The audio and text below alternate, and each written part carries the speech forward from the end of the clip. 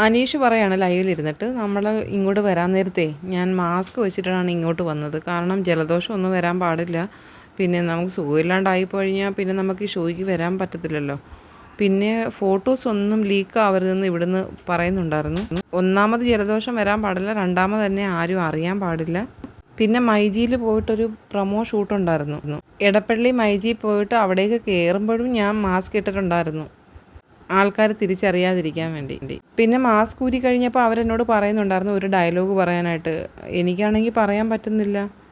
അപ്പോൾ അവിടെയൊക്കെ എല്ലാവരും എന്നെ നോക്കുന്നു. രാത്രി 8 മണി സമയത്താണ്. പിന്നെ ബിഗ് ബോസുമായിട്ട് ബന്ധപ്പെട്ട കാര്യമായപ്പോൾ എനിക്ക് ഭയങ്കര ടെൻഷനായി. അപ്പം നമ്മുടെ മുൻഷി പറയുന്നുണ്ട് സഭാകമ്പം.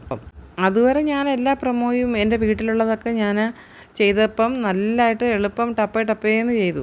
എൻ്റെ പറമ്പിൻ്റെ ആ പ്രൊമോയിലൊക്കെ ഞാൻ വളരെ നന്നായിട്ട് ചെയ്തു. പക്ഷേ ഇവിടെ ഇത്രയും ആൾക്കാരുടെ മുമ്പിൽ വന്നിരുന്നപ്പം എനിക്ക് ചെയ്യാൻ പറ്റുന്നില്ല. പിന്നെ എല്ലാവരും വന്നിട്ട് പറയുന്നുണ്ടായിരുന്നു അനീഷ് പറ്റും. പിന്നെ കുറച്ച് സമയമെടുത്ത് പക്ഷേ ചെയ്തു. മസ്താനി പറയുന്നുണ്ട് അത് കുറച്ച് ആൾക്കാരല്ലേ ഉള്ളായിരുന്നു, പക്ഷേ ഇവിടുന്ന് ഇപ്പോൾ ഇറങ്ങുമ്പോൾ ഒരുപാട് ആൾക്കാരുണ്ടാവുമെന്ന് പറയുന്നു. എവിടെ പോയാലും ലൈഫ് ലോങ്. പിന്നെ നിങ്ങൾ എവിടെ പോയാലും നിങ്ങളുടെ പുറകെ ആൾക്കാരുണ്ടാകും, ക്യാമറ ഉണ്ടാകും, ഫാൻസ് ഉണ്ടാകും, ഫോട്ടോ എടുക്കാൻ ആൾക്കാരുണ്ടാകും. ഒരുപാട് ആൾക്കാർ വന്ന് സ്നേഹം പ്രകടിപ്പിക്കും. ഭക്ഷണം കഴിക്കാൻ പോയാലായാലും ഒന്ന് നടക്കാൻ ഇറങ്ങിയാലും എപ്പോഴും ആൾക്കാരിങ്ങനെ വന്ന് അവരുടെ ഇഷ്ടം പറഞ്ഞുകൊണ്ടേയിരിക്കും. അപ്പം അനീഷ് പറയാണ് ആൾക്കാരുടെ ഇഷ്ടം കിട്ടുക എന്ന് പറയുന്നത് ഒരു ചെറിയ കാര്യമല്ല.